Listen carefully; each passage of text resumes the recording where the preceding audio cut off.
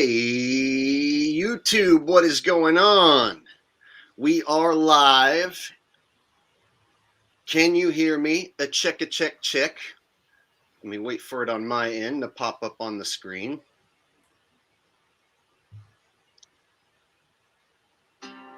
One thing on prostate cancer has... Oh, prostate cancer commercial. Let me see if it's working on my end. Young prostate cancer. Yep, works good on my end. Can everybody hear me out there? All right. Of course, I am your host, Jake the Asshole. We are having a flat earth discussion. And with me today, we have Shay, of course. Hi. Hi. Can you guys hear Shay? Shay, give a test out there. Hello.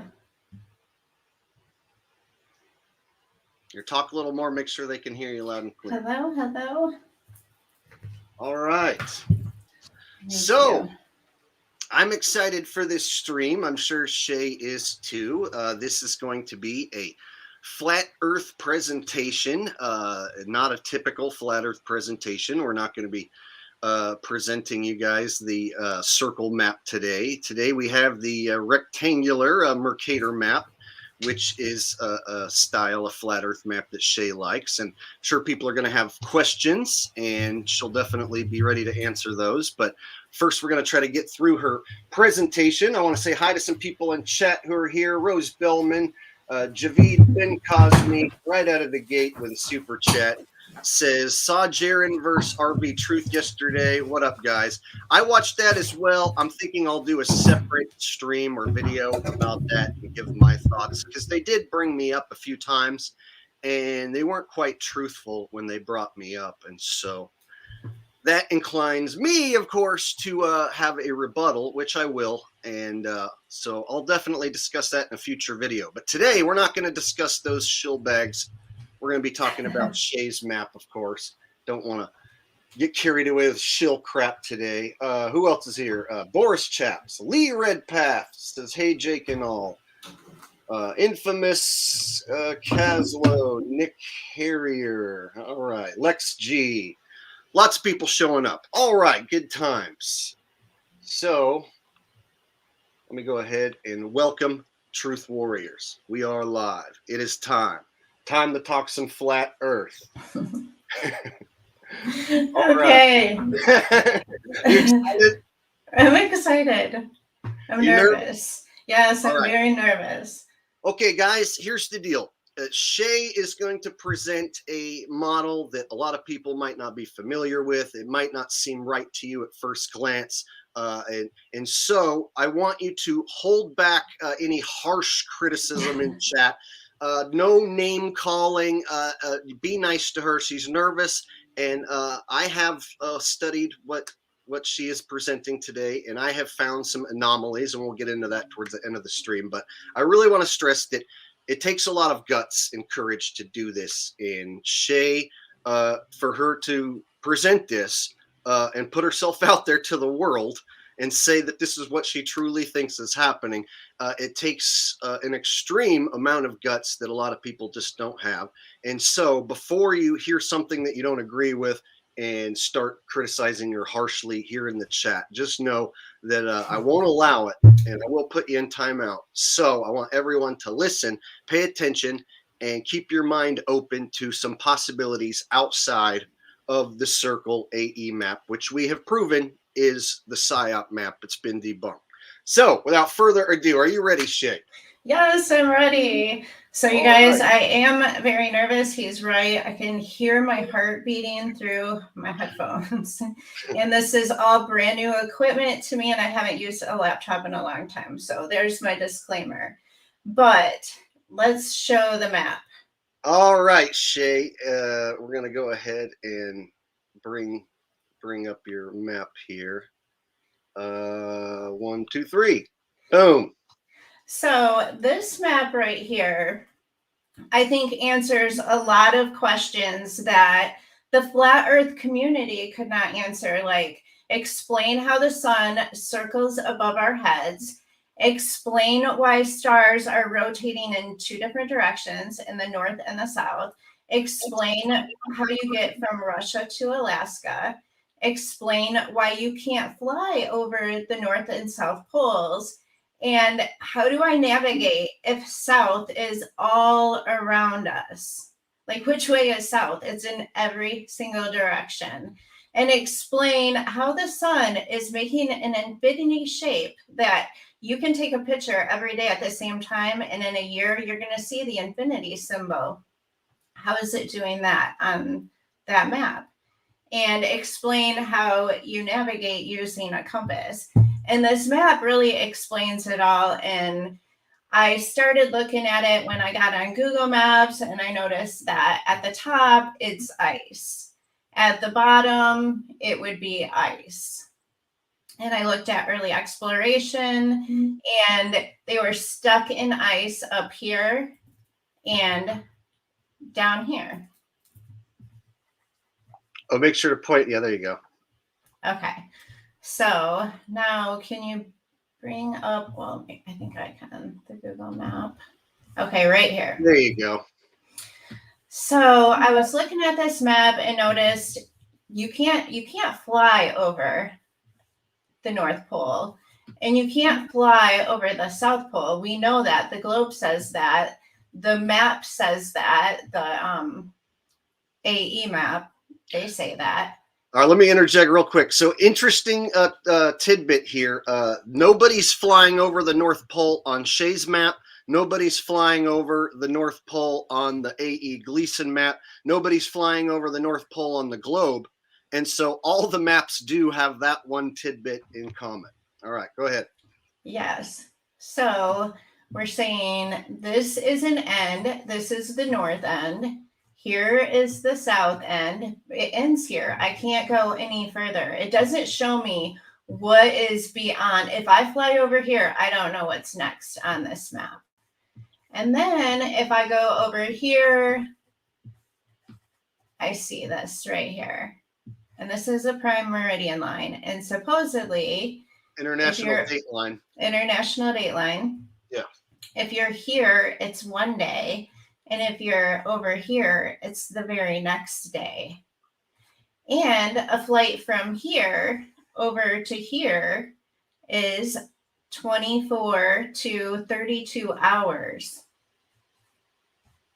So there's stuff to be talked about when it comes to this area and this line right here. But what I say is you take some scissors, cut this line, spread the map out, and that is your map. So the deception, of course, would be right there on that international date line. And so the possibility would exist that to the west, you don't know what you would find, but you don't think it's, so you don't think Russia is to the west of Alaska? No. Russia is the extreme east, and Alaska is the extreme west. Okay, let me close out of so I'm here. sure the first question most people would have is that, can you go west and then pop out in the east on no, this map? you cannot. Style. It is not a Pac-Man style map. You absolutely cannot do that. So this is the map that most flat earthers use that Jake and I disagree with, and that is North Pole in the center. But this is what I want you guys to really pay attention to. Where did this come from? This is the American Flat Earth Society representation of the true world map. This map came from the American Flat Earth Society, and you guys know that they are shills. It's also used as the UN logo. Yeah, the UN logo. We're going to look at that. Make it bigger so we can see what is the problem with this. What is the problem? What does the UN logo represent to you? Because to me, it represents the New World Order. The government's control over a certain territory. And this, of course, is a lot of people would say it's the globe just smashed down from the center. So you take the globe, you just smash it down from the center. Or Yeah. the top, I should say. Yeah. And it also has 33 sections. So there's also a problem with that if you're into that kind of numerology with the Freemasons and secret societies. Oh, we got a chat here that's going to be, we're going to talk about this a little later. It says 52 miles from Alaska to Russia. You can walk from Alaska to Russia. 100% truth. Not so fast. Not so fast. We're going to get to that Jake's soon. going to teach you about that because Jake discovered, I've been looking at this map for 3 years and Jake discovered something that I didn't discover. So okay. I can't wait. So basically, guys, Shay got me to start looking into some flat Earth research that I had overlooked and not done enough research into. I started looking at the dateline. I started looking at the distance between Alaska and Russia. And you'll be surprised that not just anybody can go walking across there. So if you think just anybody can go walking across there when it's frozen, you're definitely wrong. And I'll show you an example of a guy who did that and then got arrested and deported. At least that's what they say. And so the Eskimos who live on the Diomede Islands, Little Diomede, will tell you that if you try to go across, that they have Russian guards who will stop you. And so we'll get to that later. But let's go ahead and get back to Shay's presentation. Okay, so now we're going to talk about the oceans and how the oceans do not mix. And they also are rotating in 2 different directions. And thanks, say his name, Javid. Javid Ben Cosby is what I call him. I don't even know if I'm getting it right. Javid. Are we saying your name right? I want to know because I was calling you Javid, and I think I was wrong. Okay, so these oceans do not mix, and that is important to note. They're all different colors, and really I am going to explain why. Here's 2 other ones. See, 2 different oceans. They don't mix. 2 different colors. And this is proof of the north and south magnetic ends, that there's 2 magnetic ends, because this is why they don't, I should have got water. The Pacific Ocean is flowing from the north, and the Atlantic Ocean is flowing from the south. Indian Ocean is going this way, and the Pacific Ocean is going this way. So there's positive and negative energy in the oceans, like magnetic. The oceans are magnetic. Everything's magnetic.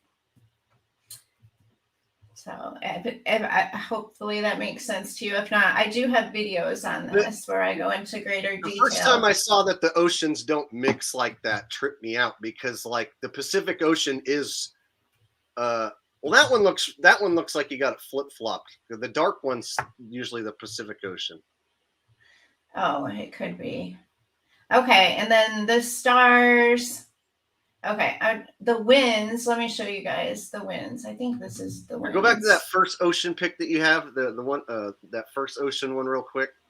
Okay. Show the 2 different oceans. Okay, really quick. The winds are going this way up here and this way down here, and it's not truly up and down because it's flat. But let's go back to the oceans. That one right there, yeah. These ones. This is where they're meeting. Which one? Because the Pacific, when I go to the ocean, it looks really dark blue like that. And then when I was in Florida, it looks light blue like that. You know what? And I think it makes sense with what they say about the water, that the water is mostly coming from the north. That's where the clean, fresh water comes from, the north, and the water in the south is dirtier. That's crazy. I've never seen that with my own eyes, like on the where they meet like that, but that is pretty crazy. All right, go ahead and continue. Okay. And then we talked about the winds rotating in 2 different directions, and then Here we have the oceans doing the exact same thing, clockwise, counterclockwise. And we have the stars doing it if this video will play. I don't think you'll hear the sound, but you will be able to see what I'm talking about. Can I make this bigger? I mean, just here's the stars in the southern hemisphere down here going this way. Wait, no, I have them backwards. Here they are. The top one is the southern. There you go. Yeah. So, you know, people, that's like evidence we can see with our own eyes and record. So that's proof that there's a north end and a south end. It's kind of like this. That map this is the most important part, you know, north end, south end, two ends of the earth. Thank you. And that it aligns with this compass. And we're going to show you some videos now that I made. You want the compass video? Yeah, the first compass video. I think you need to rewind it. That's how that works. This is my TikTok. And the compass spinning in opposite directions. When it's spinning towards the north, it's going clockwise. When it's spinning towards the south, it's going counterclockwise. And our stars also do that. Our water does that. The oceans do that.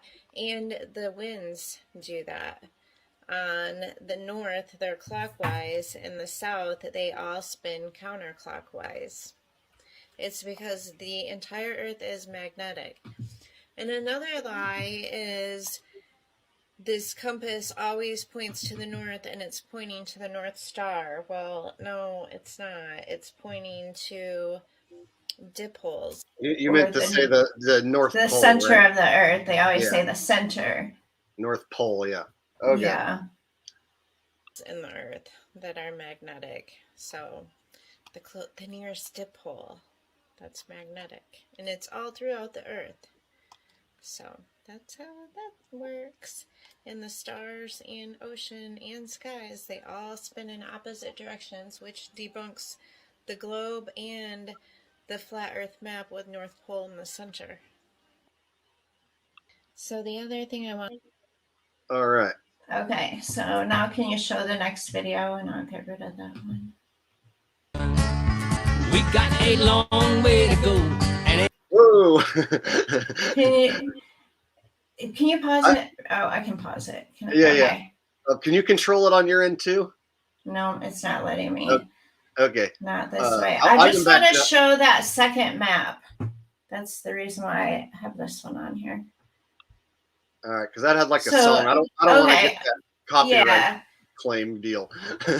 Okay, so right here, it shows that every single direction is in every single direction. So if you want to go south, you can go north to go south, east to go south, west to go south. Every direction's in every direction. Yeah, I don't like that map for that reason too, is because what they say is that east and west are circles and that east becomes west and that north and south are straight lines. And that you can go south in every direction opposite forever, but you're going south. So you go one way and I go the other and we both are going to be heading south. I don't like that. Any way you go would be south or north. Or east or west. The compass works. The compass with Mercator makes so much more sense as far as like north, south, east, and west. It's like everything makes sense. What doesn't make sense to most people is how you're going to get your sun to pop out over here and pop out over here, or how people are going to pop out over here and pop out over here. So that's what you really have to explain to everyone here. Is how does the sun, of course, travel from one side and come out the other? And then can people travel from one side or out the other? Okay. Can we go back to my other screen now? This one? Okay. Yes.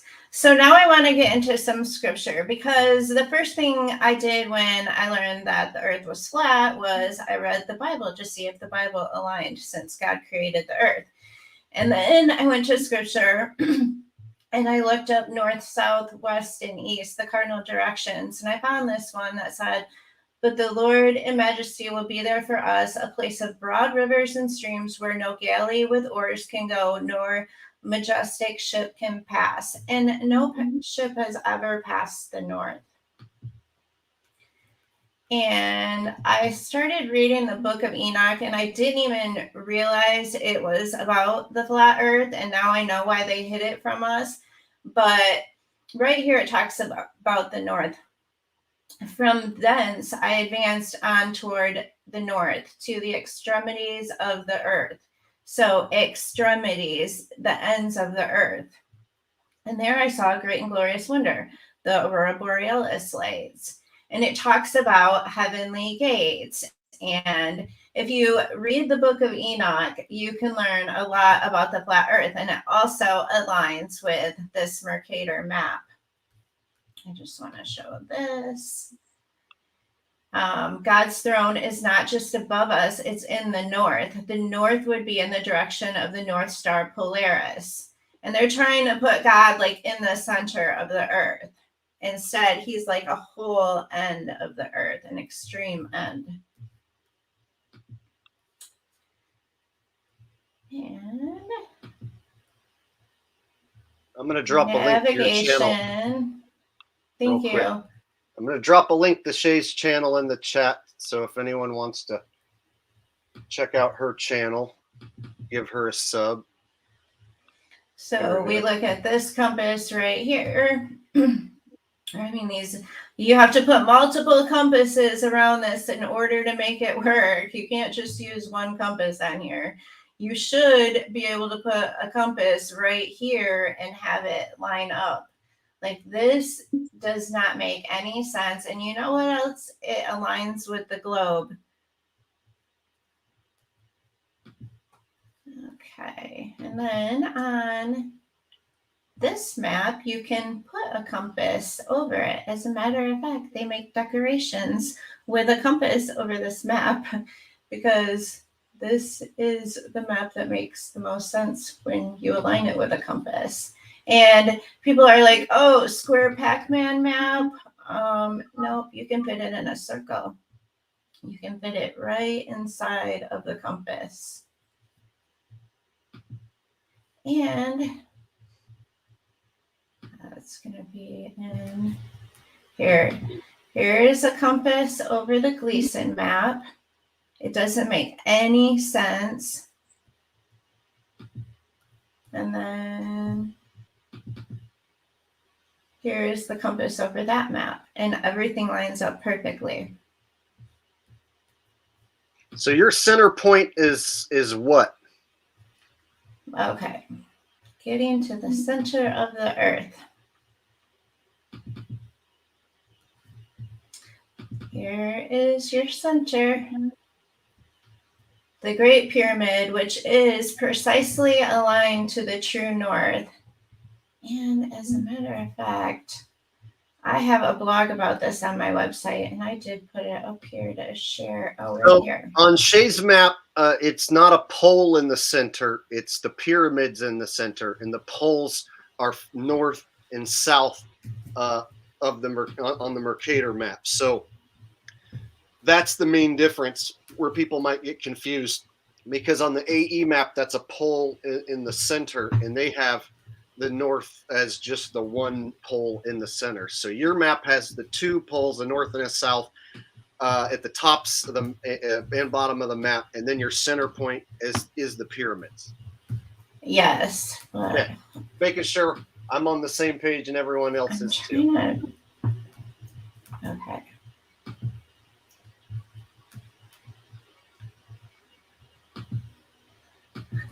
Go. Okay, sorry. I was trying to pull up my blog, which is right here, to show what I wrote about the pyramids. But yes, the pyramids are they are the center of the earth, and I think they had a much greater purpose than what they're being told, like they're a tomb for dead people, but that's not what they did. I mean, they were covered in limestone, and actually these pyramids hold the secrets to the earth. But I can't pull up my blog, so let me try it one more time. Talk for 1 minute. It's fine. Take your time. Here, so basically, what I like about this one is the first thing I did was start looking into like the dateline, and I started finding some issues.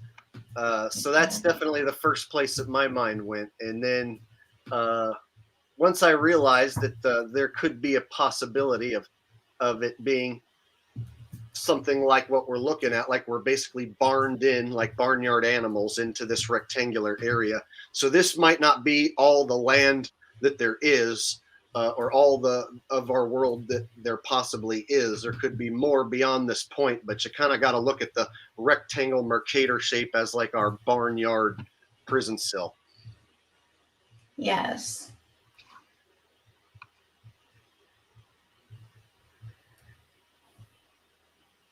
So right here it shows that the pyramids, let me make this a full screen, are aligned with Orion. And making it a full screen. Okay, right there.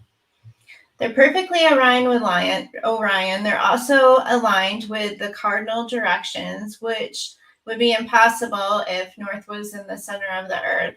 The pyramids also debunk the globe and the flat earth map, the AE flat earth map. And there's just a lot of interesting things about the pyramids, which definitely are in the center of the earth. And let me show you the scripture. Is it right here? It's the one, I think there were 7 wonders of the world, and it's the only one that is still standing. And here it says, "In that day there will be an altar to the Lord in the center of the land of Egypt, and a pillar to the Lord near her border. It will be a sign and a witness to the Lord of hosts in the land of Egypt. When they cry out to the Lord because of their oppressors, he will send them a savior and a defender to rescue them." Anyway, a lot of biblical people believe that old biblical texts were stored in the pyramids before the flood. So it's something to look into. That's the center of the earth. Okay, let's talk about the sun. This is basically what the sun is doing. And it's how it's creating that pattern. So it's not doing this. This is what it's doing over the real map. And see the pattern that it's creating. And we have plenty of evidence. So many people have pictures of this, of the sun doing this. And, the one that I don't forget the picture I sent you too. Yeah. That is down here. And basically, the Book of Enoch talks about gates, and this kind of is a picture of what it's doing.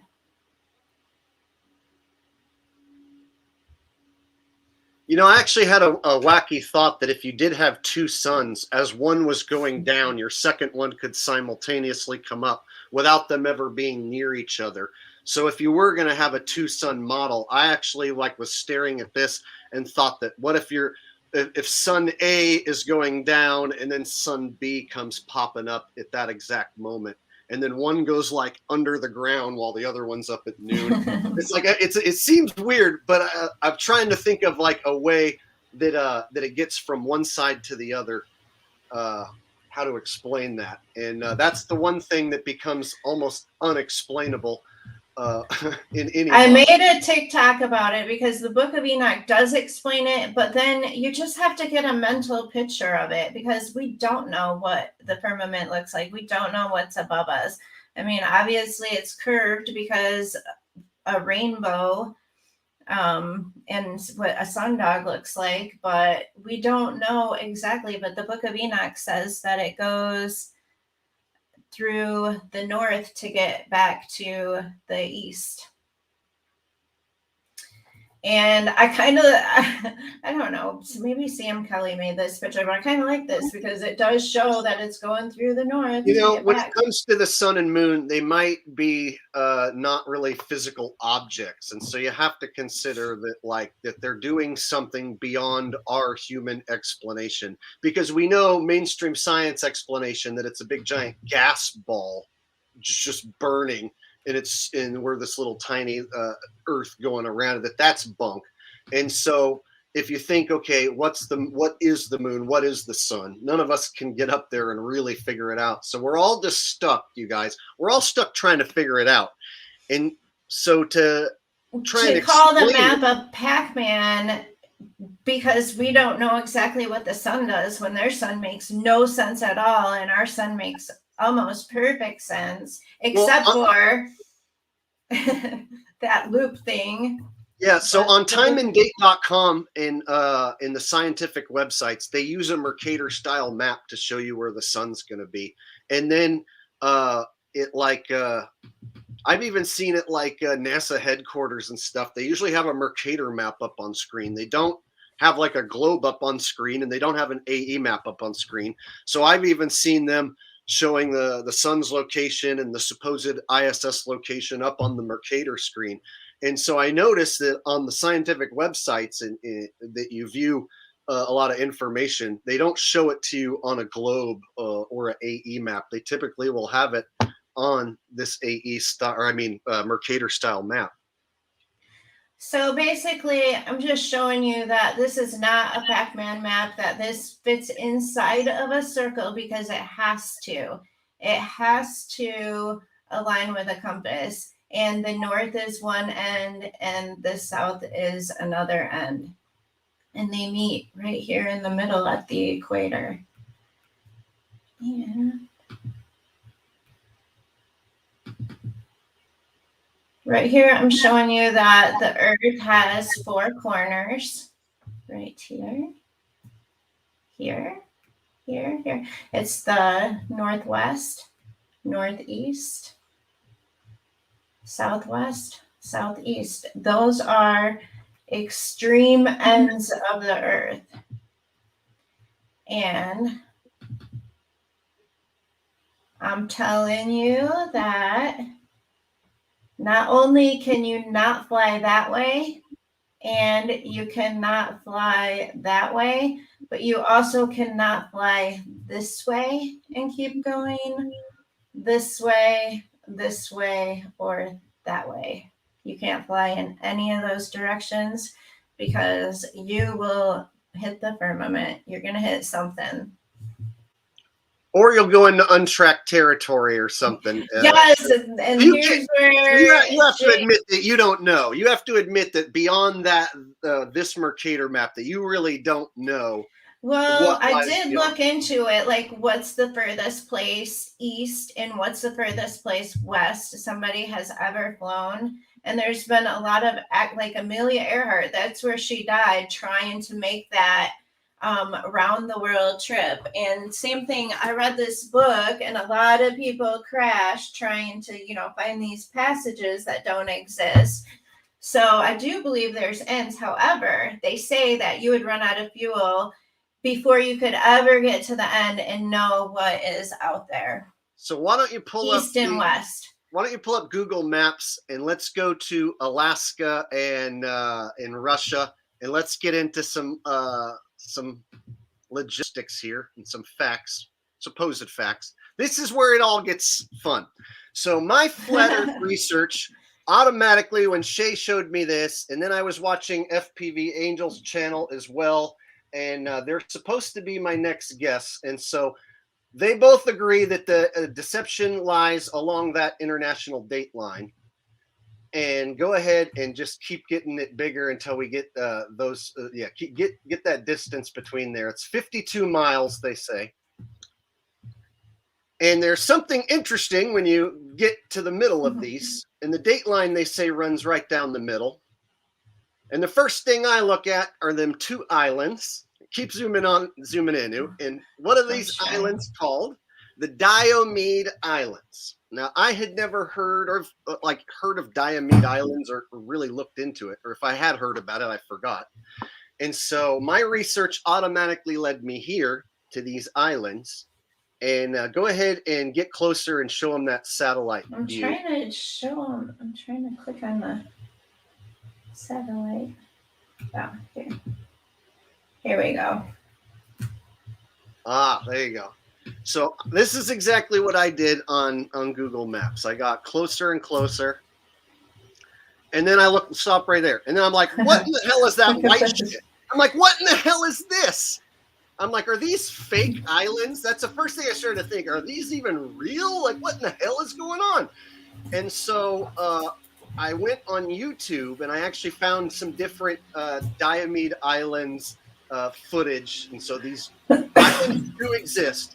But I find it interesting that Google Maps has it looking like this, right?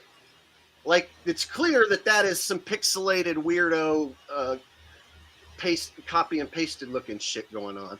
And so I thought that was strange that's how they have it on Google Maps. But when I went to YouTube and I watched some video footage, these two islands do exist.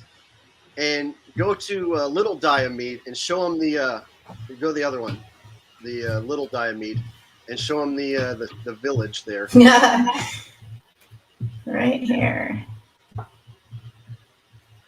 And so they have this little village on Little Diomede, and these are the islands in between Russia and Alaska follow. And so when I zoomed in on that, I wanted to get down street level, but they won't let you get down street level. That's as much as you get. So I went on YouTube, and the awesome thing about YouTube, you can find a lot of information. And so I was able to find this actual village and some Eskimos who live there. And they have a story that I'm going to play later about not being able to go over to Big Diomede or to the Russian side because it's illegal and they'll sick dogs on you and they'll shoot at you. Yep.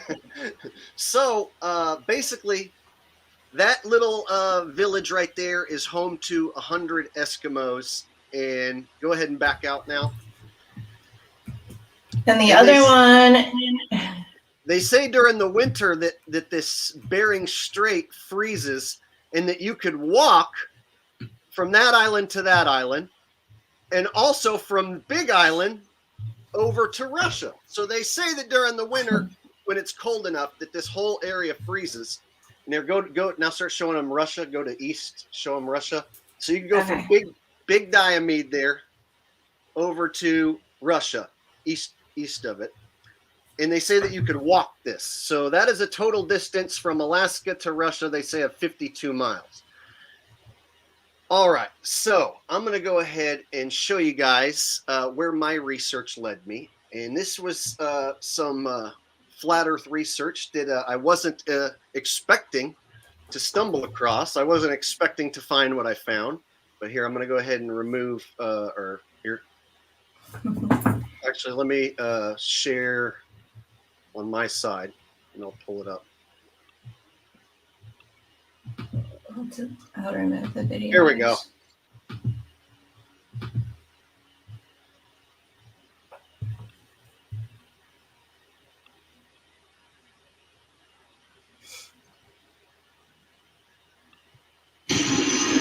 Late 70s, early 80s, they varies. How did they come in before that? 207, 180s. Water. Oh, yeah.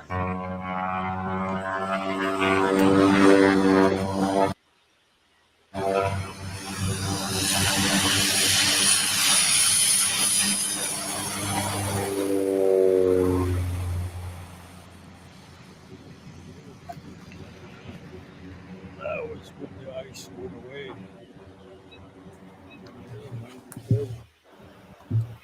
Oh, 267 steps? 200. Hmm. 2,768 feet walking. Oh wow, that's a lot. 1,400 feet tall, somewhere around Do any people live on that rock? there. Yep, you see the highest place up there? Yeah. They're watching us right now, and there's a shitload of border guards over there. Oh, they're what? I wouldn't go over there. They'll get their dogs loose, and they'll come ski after you. They're fast. So they're up on top of the mountain, huh? Yep, and they go down it in minutes. So Man. going down that slope. Mm-hmm. There's a fast bunch of young men over there. So they're actually Russians or the natives over there? Military. The military. Border guards, yep. Oh, okay. They probably brought the locals mainland. Oh, They okay. used to before. They used to have locals. Do you have any relatives on that side? They moved them all. Yeah, Yep. Where the Ellen or Laurentian. That's where all our family And got then moved to. Providinio. Some of them are there. Yeah. Huh. But how often do you don't go there now? Yeah. No, Maybe this Nope, year I they're don't. talking about it this year, huh? Last year we had people from Laurentia come over here on skin boots. Ski boots? Skin Skin boots. Oh, made from walrus hide. From what? Walrus hide from the neck, female. Okay. Yes. Cool. She's a male because of the lumps on the neck, huh? Oh, what is it called? Laurentia. That's in Russia? Yeah. How far is that away from here?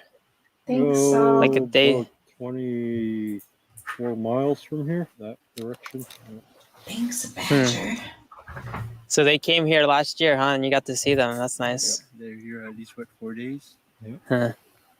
So they speak what language? Siberian Yupik. Yupik Mm-hmm. and Russian also. Mm-hmm. Huh. But you don't understand the Russian, yeah? No. No. Huh. How are you related to them? Just like cousins? My grandfather was born over there. Huh. My mom's dad. Man. My dad's dad was born over there too, huh? Mm-hmm. Your dad's dad? Grandfather, He's man. my uncle from my mom's side. Oh, okay. So if I had binoculars, I could see them, huh? Yeah, yeah. If they're up there today, you could see them. Yeah. Yep. You see a glitter Oh, yeah. from the sunlight, the reflection. Their windows open. They're starting to open. Yeah, You'll see it. dragon. Oh, okay. Huh. So does anyone use that water tank from 1890? This money.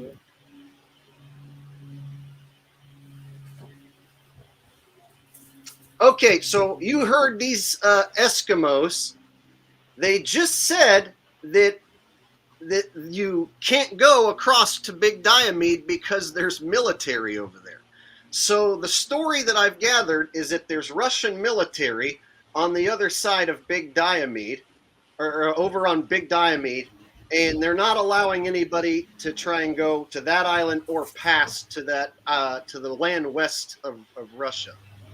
So basically, that's Big Diomede in the background behind these two guys, and you can go watch this video as well here on YouTube. And this is what it's called: Flying to See Russia from Little Diomede, Alaska, Day 1. Hey, So- go get the one where the guy tried walking across. I'm going to do that. That's next. Okay. I have that one lined up next. So basically, some people were wondering about Big Diomede, like Chris Money was saying that maybe it doesn't exist, but that is Big Diomede in the background right there. So these two islands do exist. I don't think that the international dateline, since it's made up, I don't think it runs through there like that. No. Because those two islands are next to each other. So you can't claim that that island's on the other side of the world. So those two islands are definitely next to each other, and they're not split by the dateline. Because on your map, that would put them on the other side of the world. And you can see that that's them in the background.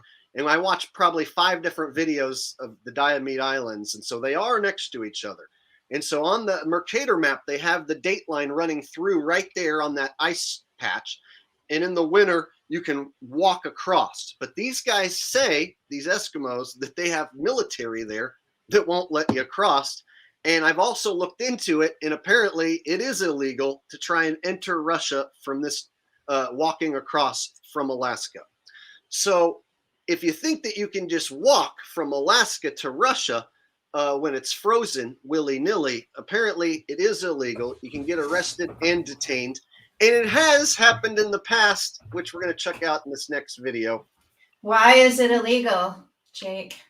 That makes because we hate each other. We hate each other, right? Yeah, we're fake. We're enemies with Russia. We're fake enemies with Russia. Fake enemies. I've seen pictures of Putin and Trump. We're not enemies. So basically, we're fake enemies with Russia, which would make sense if they have Russian military or military in general guarding that area. So if your map is right, if your idea is right, then it actually would make sense to have military guarding possible land west of Alaska. And pretend like it's Russia. Yes. So these guys right here, actually, this evidence here actually suggests that there is guards or someone guarding the area. And since these guys are the Eskimos, it's like, and this video is from 2012. So this predates the flat earth rush. So this was out before everyone was talking about flat earth. So this video is from 2012 that we're watching. So I find this interesting, and I'll go ahead and show the next video about walking from Russia to or walking from Alaska to Russia. This one is definitely interesting. Let me stop sharing this one and share my other video.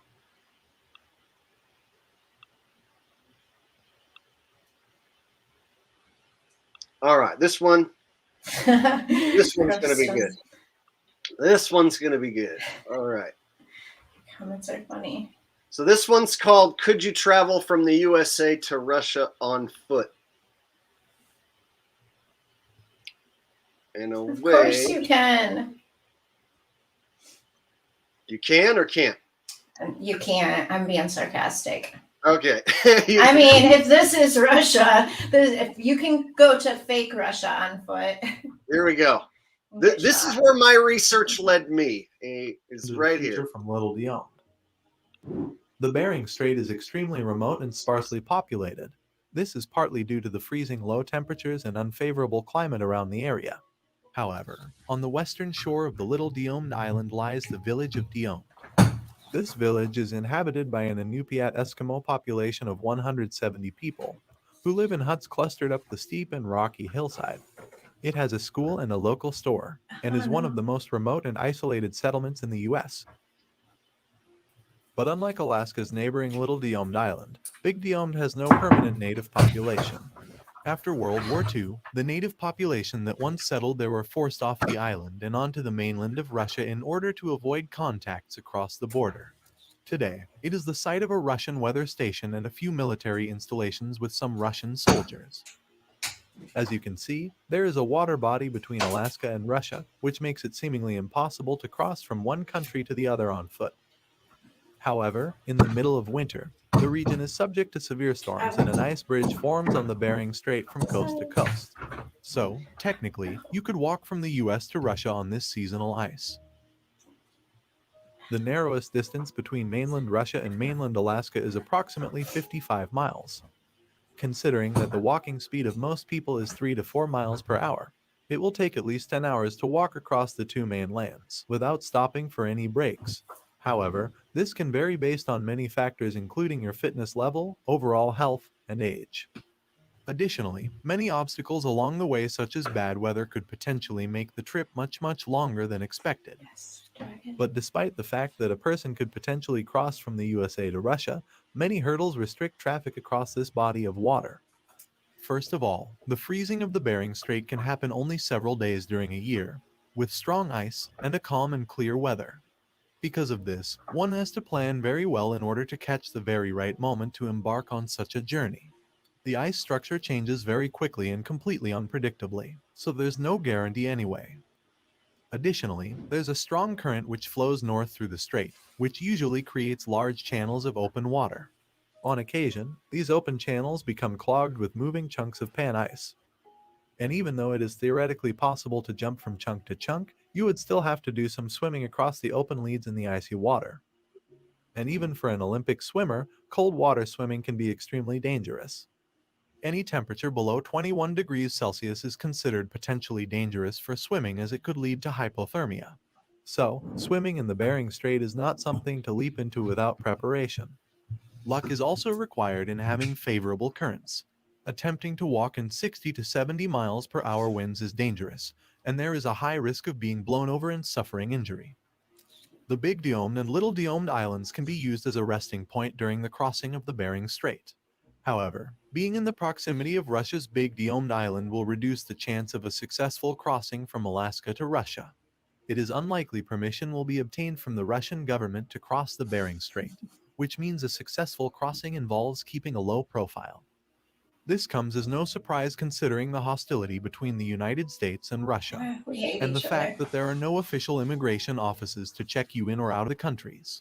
So if you would try to walk, kayak, or swim across the Bering Strait, as soon as you would be on the other side, you would be arrested and deported from the country you just arrived at. Russia is known to patrol its borders with dogs, and I don't think you would want to meet them after a 55-mile swim. But just because it's illegal to cross the water doesn't mean nobody has ever done it. There are actually 2 reported cases of humans walking from Alaska to Russia in modern history. The first is of Russian Arctic explorer and mathematician Dmitry Shapiro, who attempted to cross the Bering Strait on skis in the company of his 2 sons. The expedition failed when overnight, the coastal ice had carried the sleeping adventurers 16 miles away into the open Bering Sea. Shapiro, conceding defeat, set off the rescue beacon and awaited rescue.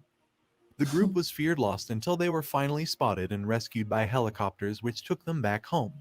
In 1997, a second attempt failed when Nikita, the oldest of Shapiro's children, fell through the weak ice and sustained severe frostbite. In 1998, in the course of the third attempt, Dmitry and Matvey Shapiro managed to successfully cross the Bering Strait, becoming the first people to do so by skis, and thus securing another spot in the Guinness World Records. The second attempt is of British adventurer Carl Bushby, who is still attempting to walk an unbroken path around the world, from southernmost Chile, up the Pacific coast of the Americas, across the Bering Sea, and then across Eurasia all the way to England. In March 2006, he and his fellow adventurer Dmitry Kiefer walked from Alaska to Russia over the Bering Strait in 14 days. When they arrived, they were immediately detained and deported from Russia. You can read more about it in his book called Giant Steps. The idea of building a bridge or tunnel across the Bering Strait has been proposed a number of times since its first mention at the end of the 19th century. Do it.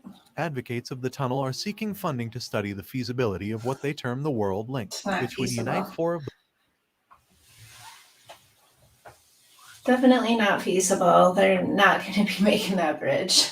All right. So when I watch videos like this, I don't just take everything that I hear as truth, but I do find it fascinating that the only 2 examples of someone trying to get across there that they're talking about, that they say exists, is this one guy who got the world record, the Guinness Book of World Records, or 2 guys right here. So these 2 guys went across and they got this Guinness Book of World Records.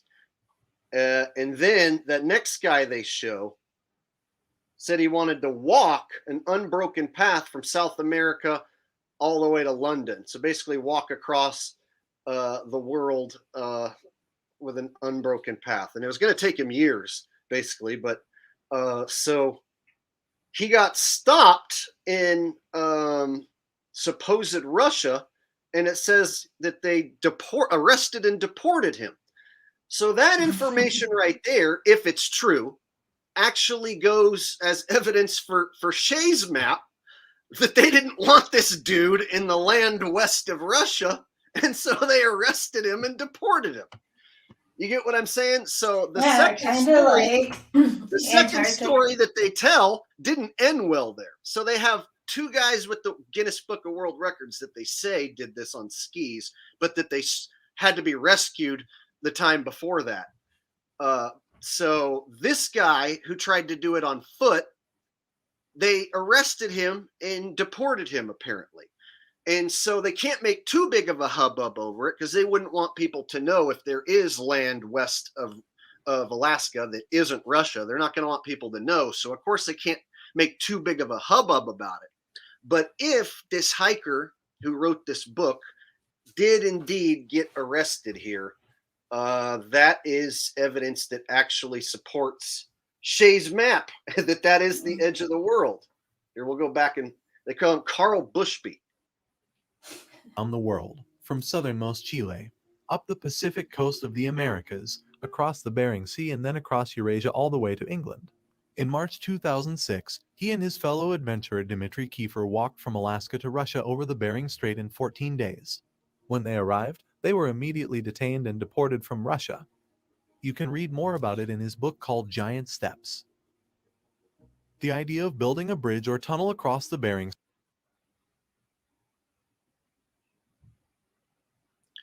And so you also have to look at the fact that they're our fake enemy. So we have tensions between us and Russia. However, Russia has no problem doing, fake space missions and stuff.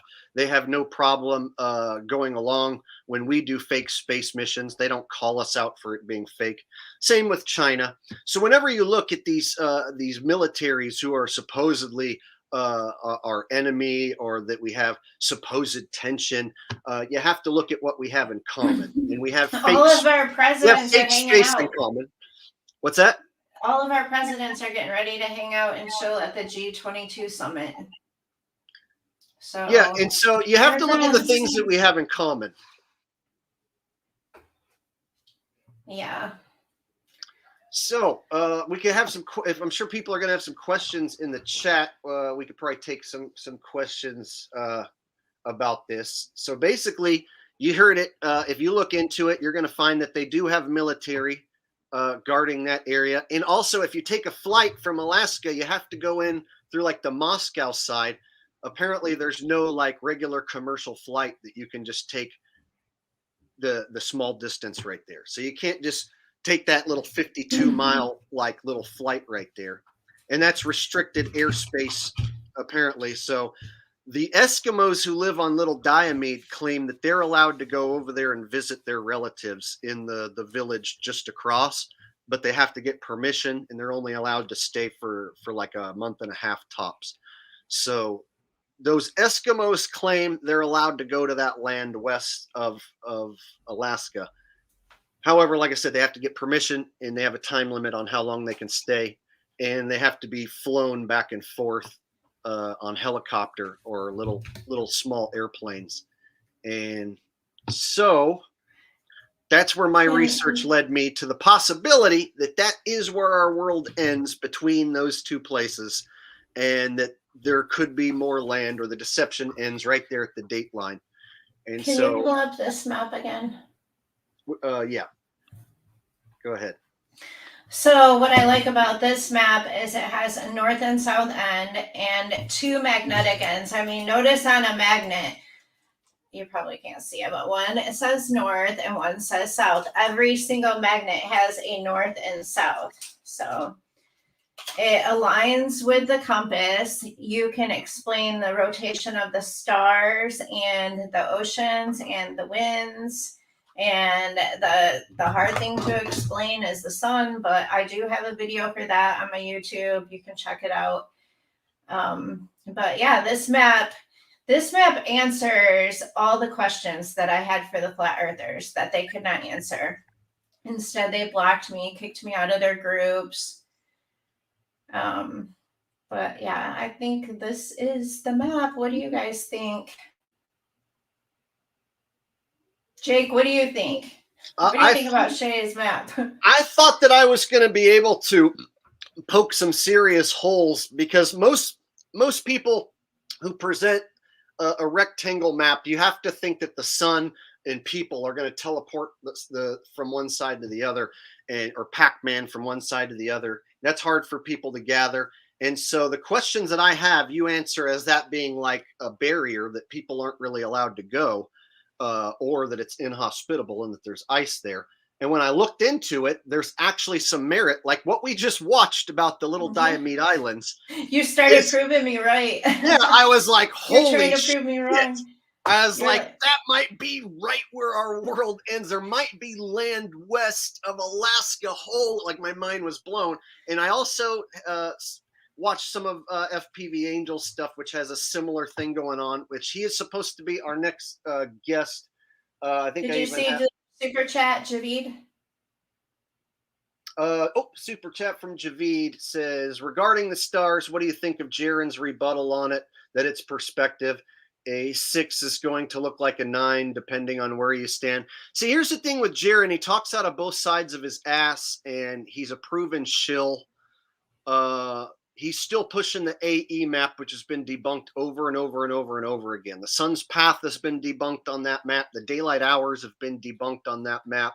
The navigation on that map with east and west being circles that become one another is also bunk.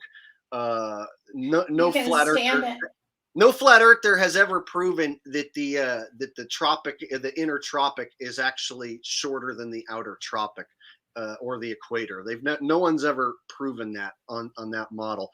So and the stars, like if you look at the stars from the Giza pyramid and you're looking at both, then you could verify it for yourself. So it is verifiable if you could get there. But I mean, plenty of people have taken pictures and made videos, so you don't have to go there yourself. So what I find interesting about flights, and we can even talk about that for a minute, is the flight routes will always take this big arc. Woo! A lot of times they don't take a straight path. So what they'll show you on the flight tracker is that the planes are going way up top of the freaking map and then coming down. And they say, oh yeah, it's because it looks funny on a Mercator map. It's because it's the curvature of the Earth. It looks like that. So what they're actually doing, theoretically, is adding the amount of flight time, and they can go the opposite direction even and get way up top and then come way back down, woo, like that, rather than taking a straight, quick path. And when you look into the stops, sometimes the stops and the flight durations just seem like way too long. Now, not every flight seems to like match up perfectly that I looked into. But then again, I don't know if there are also fake flights that are going on as well. So I figured that there also could be fake flights. So if the routes that they show are going woo way up top, and you can look into this, the routes that they show planes taking is that they go way up top of the map. And so if they're going as far as to fake the routes, they can also go as far as to fake the flights.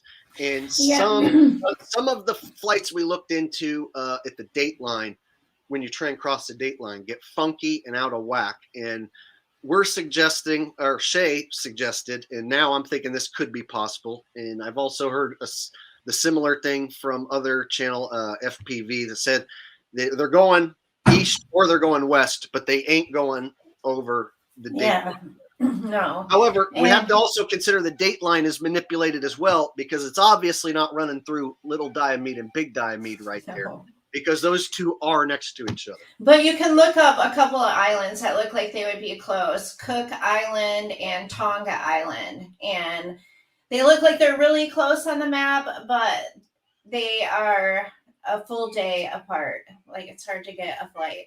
And then as far as west and east go, like where does it end? I do believe that north and south are holding us all together, because look what magnets do. But as far as east and west go, I looked for the furthest place you could fly west, furthest place you could fly east. And they name these tiny little islands, and they say you can't go beyond that island. And no one has ever gone beyond that island because you would run out of fuel. So I thought that was interesting. You know, and then there is remember when there was, like, I forget what year it was. Maybe it was like maybe 10 years ago even. They had that flight go missing or whatever. Mm-hmm. So they had like just go missing. A ton of land that, Or what if a plane just got a little too far off the route or something? You know what I mean? And they could go lots I don't know. Planes so there and was ships. that story. And then, so I just was trying to find instances where, like, how can you figure it out with planes? And the thing with planes is, here's the thing with planes. You can make them go faster or slower in the air. And while you're on the plane, you won't know exactly how fast you're really going. And so we don't know we don't know if you catch a jet stream like if it's really going top speed or if it's just half-assing it. And so, and then the routes that they show that they claim to take are extremely exaggerated with this big, huge arc that goes up north a lot of times. And a lot of times they'll stop in places that seem out of the way. And there was even an emergency flight where we pull up the international dateline on Google Maps. Let's show how it has that mushroom shape on it too. And I just want to talk about something really quick. I looked up plane flight wrecks, shipwrecks, and like Amelia Earhart crashing over here, a bunch of shipwrecks up here, shipwrecks down here at the edges of the earth, at the edges of this map is where you're going to find all of those.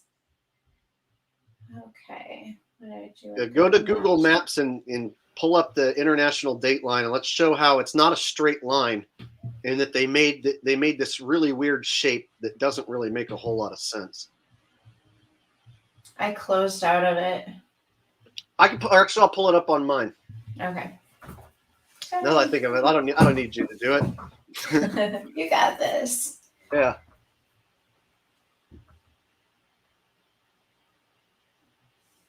Like asking you to do something I could totally do. I was almost able to do it's it. Actually, it should be easier on my end too. The hell. Okay. Back out. Yes, corners of the earth. I'm going to look at some of these comments.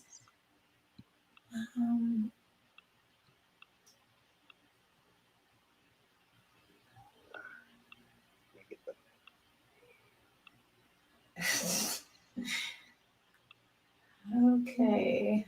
All right. Never mind. You got it. Yeah, I'm bringing it up right now. Yeah, let's find the wall. On the east. Like, let's just keep going east. See what happens.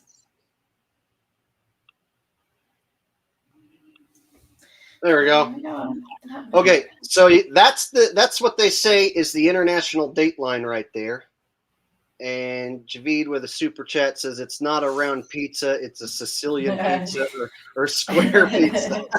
It's a square inside of a circle. Well, we really don't know. You have to kind of look at this like our barnyard. Like this is our cage, rather. So rather than saying that this is the shape of the Earth, this is just where what we know of it ends, I would say. So check out the international dateline right here. As you can see, it runs like this weird jagged shape here. And here's where it gets extra funky. Look at that. Like, why in the hell did they make this mushroom shape right here? So you're telling me if I come sailing in a diagonal direction, I'm going to be like, into tomorrow, back into yesterday, into tomorrow again. Yeah. You know what I mean? Like, that's stupid to me. Like, why wouldn't you just keep it going straight right here? So it's almost like this weird puzzle piece mushroom shape. Yeah. I don't understand why. Did we zoom in on that piece? It goes away. It goes away when you zoom in on it. Watch this. If you zoom in, whoop, see, it just goes away. What is this invisible line? But see, this mushroom shape is weird to me because why would you have a sailor coming through here and be like, oh, yeah, I'm 24 hours into the next day, and now I'm back into yesterday, and now I'm back into the next day again. Like, that's just stupid to me. It doesn't make sense why you would make it like that. Like, why wouldn't you just connect it like, bloop, to get, like, why does it have to be this mushroom puzzle piece kind of deal, you know? So that I found funky. And so this is the dateline right here. And like I say, it's kind of this strange shape. And so it has it going right through the Diomede Islands. And the Diomede Islands are both together. But they claim that you're not allowed to go there. If you're an American, you're not allowed to just go from Wales over to this ULN over here. You're not allowed to just do that. You'll get arrested, according to what information that I find. Post Javid's mushrooms. Javid with a $5 super chat and some mushroom emojis. Thanks, Javid. I appreciate that. You're a gentleman and a scholar. So I find it fascinating when you look at Wales right there. You would think that, you could just totally just take a little boat or take a little stroll. But then when you zoom in on Diomede,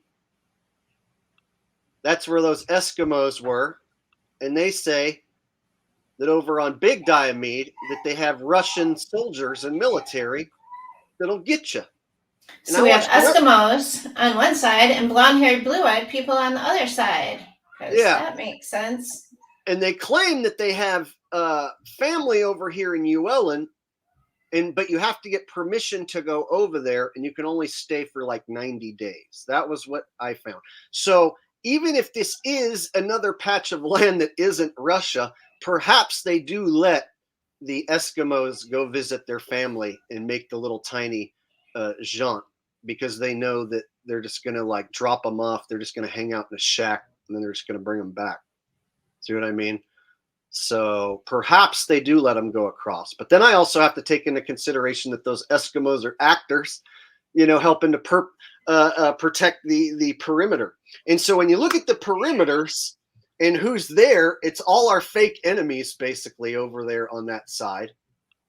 And so the fact that they say Americans are not allowed, or anybody's not allowed to just walk in, and that one hiker guy got arrested when he got over here.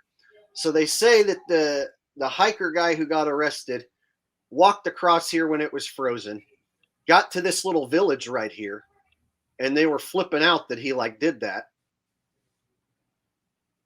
And then shortly after he got there, they arrested him and deported him. And of course, they wouldn't want to make too big of a deal, because you wouldn't want to blow your cover that this is like another piece of land. So people are wondering why, but they're trying to tell us we're having food shortages, we have land shortages, we have homeless people. Like, what if people knew the truth? How much land in Russia is unoccupied? So basically, they're hiding resources. If there is land on the west of Alaska, the story is they have soldiers guarding it. And so what AEMAT flat earthers have said is that there's soldiers guarding the ice wall, which I found ridiculous, because an ice wall that would surround you 360 is going to be like, it's going to be like 60,000 miles circumference or something like that. It was like some ungodly distance if we had an ice wall circling us completely. And if they had soldiers around the entire perimeter, like, how is that going to work? Are they going to have guys like holding hands, like waiting for you around the perimeter?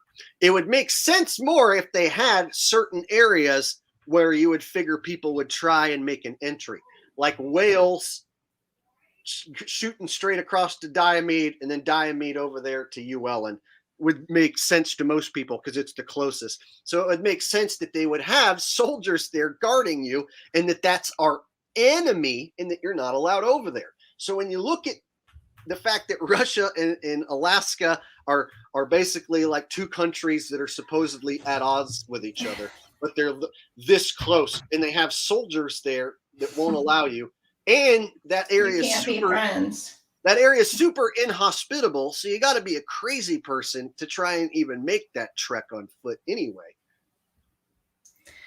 Yeah. I mean, what if they don't come rescue you? Exactly.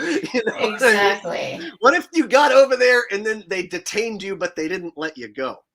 So I would be skeptical of it, but a part of me would be scared as shit to try and walk my ass from Little Diomede to Big Diomede and then have some Russian dogs and Russian soldiers detain me, never to be seen again. So you're not going to see me volunteering to be like, well, I'm going to go do it. I'm going to walk my ass over there. Like, first of all, I don't like cold weather. And second of all, like, if I got over there and got arrested and detained, that would freak me out. Me too. Jail's not a place I want to go, and especially not foreign Russian jail. And I don't like to be invading illegally. Invading illegally really could be really shitty. Yeah. And so that's where my research leads me, which has reinvigorated my flat Earth love. Yay! I have been doing flat Earth Yay! research for a few nights, trying to figure out what in the hell's going on here. And some of what I find supports your map completely, and then some of what I find kind of contradicts it. And so it's one of those situations where there's something up with this dateline. There's something up with us being at odds with Russia, yet we both fake space together. We go along with the same lies that they tell. They don't ever expose us for faking space. So we have to consider that Russia, China, these countries along the perimeters are helping us, our military, guard this section of the map, and that we are possibly barnyard animals in a rectangular portion of the world, which is crazy to me. Which is crazy.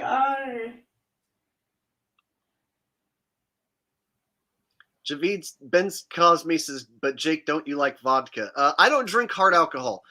If I do drink, I drink beers. I don't like to drink hard alcohol because it makes me too drunk too fast. Then I get sleepy. And there were only times in my life that I ever got blackout drunk and started to do stuff that I don't remember at all and made a fool of myself was when I drank hard alcohol. So if I just stick to beers, I can catch an alcohol buzz and not go crazy. And someone asked, yeah, I gave up hard alcohol a long time ago. Don't drink it. So something we didn't cover with the map, and that is the 24-hour sun, 24-hour darkness. And that can be also explained on this map because the north is elevated and the south is elevated much higher than the rest of the earth. And the sun is rising and setting close to both of those places. So that is how sometimes the sun can't rise above it, and sometimes the sun doesn't go below it. And since it happens at opposite times of the year, then you know it's the opposite end of the earth. So basically, like you're saying, like for them seeing 24-hour sun up here, like it could be coming up like this over the top of them, and then boop, go to the top, come back around at them like this again. Mm-hmm. And so that's how it would be more happening. Show that one with that you had with the like the dome thing over the top and then the sun. Okay. Show that graphic again. And again, guys, this is a work in progress. It's hard to figure this stuff out. We could live in a supernatural realm. Because you can't Google it. You can't look it up. We might live in a supernatural realm that is even a computer simulation of sorts. So we can't always put an exact answer on everybody's question in total detail, but at least she can try and explain something that makes sense, hopefully. Yeah. So show that one. How am I? Sorry. Close that out, I think. Okay. The one that you had with it was like a white background. It had like a dome with the sun. Yeah, I got it. Hold on. Yep, right there.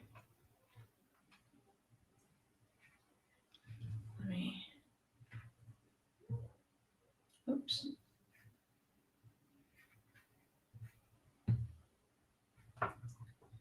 Well, I want to, because this shows like the date and time, so you can see they're basically going in and out of portals or gates. And that is according to the book of Enoch, which if you read it, it makes the most sense to me. And the people that have read it also agree that it makes a lot of sense to them. What I like about your flat earth research is that you don't just go by Bible and you don't just and you don't just go by book of Enoch. And I never found a flat earther that like does Bible and flat earth and book of Enoch and does like your own scientific thought as well. So it's like I just make sure it's all matching. Yeah. And you included the books as well to explain things that you can't quite explain. Mm-hmm. And so, I commend you for trying to explain this, because most people don't have the balls to dare say that the Earth is anything other than a globe. And they definitely don't have the balls to say, it's a flat rectangle and then try and demonstrate how it all works. So to put your face and your name out there and demonstrate this, you've done far more than many shillbags will ever do. Thank you. Ever do. Yes. Thanks for letting me on your channel to present this. Absolutely. Is there anything else that you wanted to show? And then we can talk to people in chat for a while as well.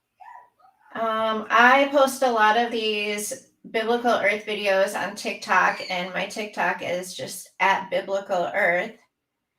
And I got nothing else I want. Let me just look at my folders.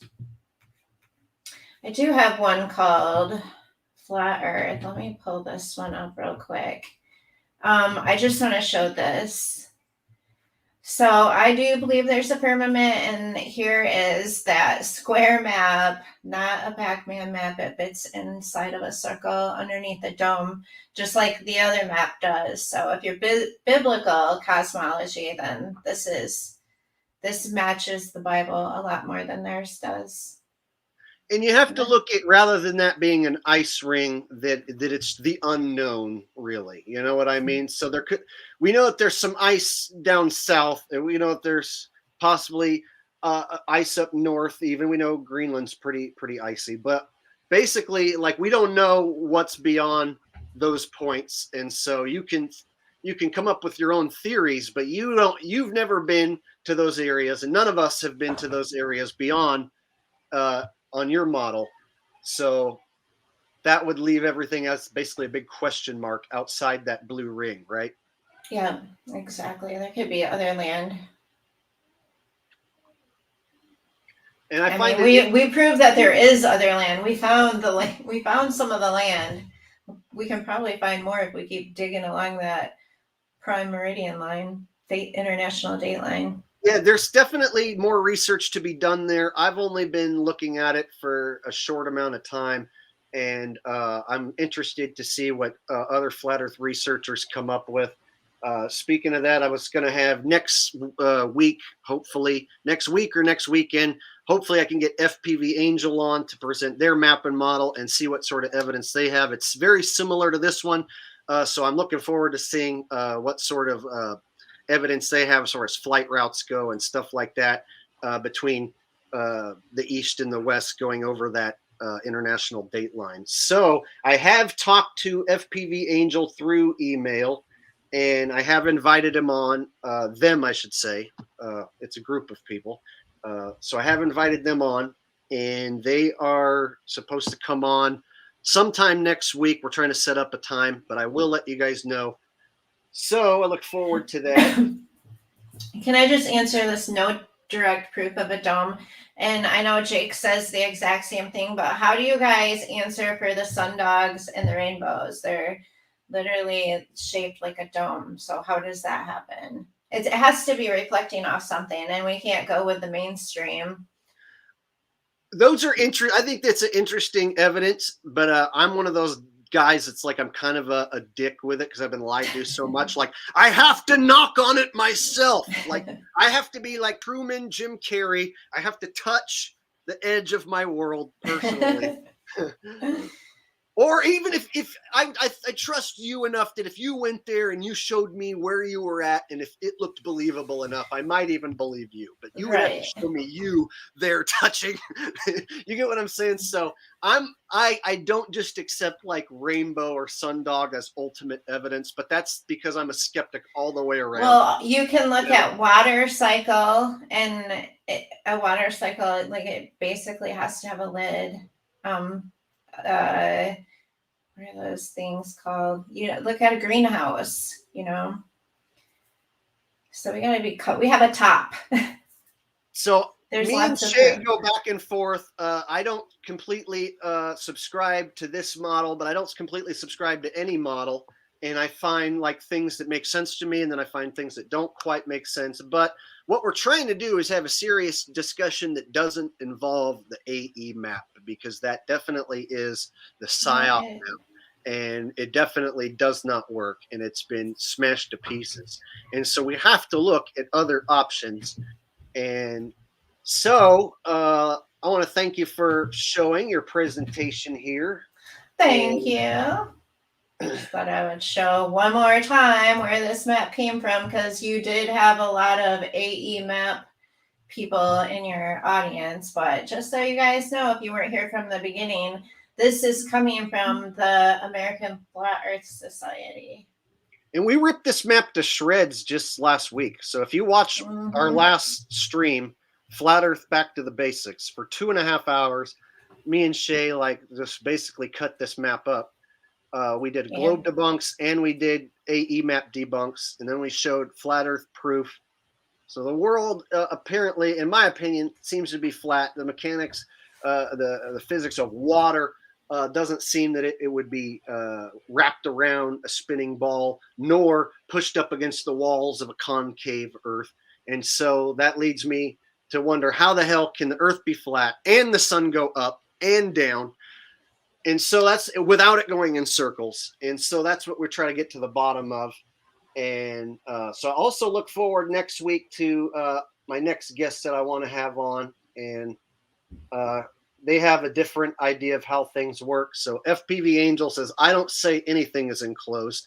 And so that's what I want to do is have different guests on and have people explain what they think is happening and show their diagrams. And so we can all collectively have a serious discussion.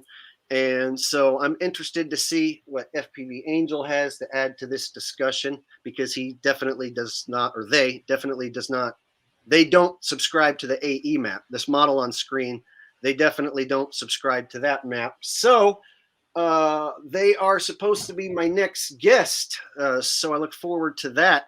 So the flat Earth discussion is alive and well, you guys. We are definitely going to be talking about flat Earth on this channel. There may be different flat Earth matrices. Like you guys take in the information and look at it and try to debunk it, and then you can make up your own minds. But Jake is here presenting all the different ideas, and I really appreciate it, being able to come on here and share mine.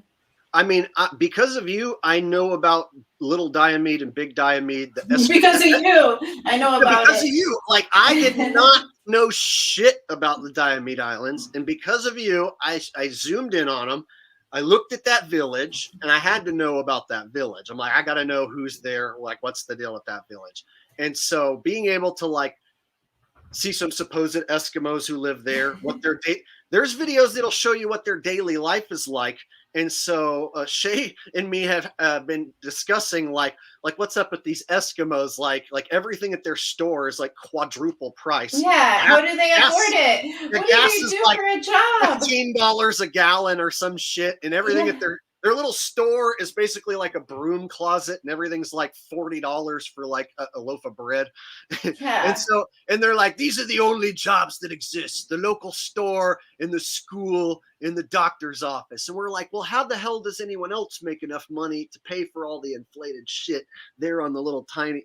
And so the whole thing is many of them. So are they all related, and are they inbreeding? Like, I have questions. And so I never looked into these islands or these Eskimos, or the fact that you're not allowed to just go across right there. Like, I never really dove into it and did extensive research. And because of you, I now know that you can't just go walking across there willy-nilly. And as the story goes, they'll sick dogs on you, they'll arrest you, detain you. And on another video, I heard that they'll even take some warning shots at you. Yeah. So I don't know if they're just saying a plane crashed there, so we don't know. On Big Diomede, there's a plane crash site. So I don't know if they say this stuff just to scare you, or if they're like serious, like, don't try and cross there. Like, do not try and go across there. And then if you really want to go wild with your imagination, that's where the dead celebrities get to go. You just Yeah. go over there, right? Right, you get to go The across dead celebrities are at Diamond Island, dead and that's why the celebrity play- soldiers are protecting I- it. I New like- conspiracy. I like the option of more land because that opens up the possibility of like celebrities that die that don't get reused, getting to like Or- retire.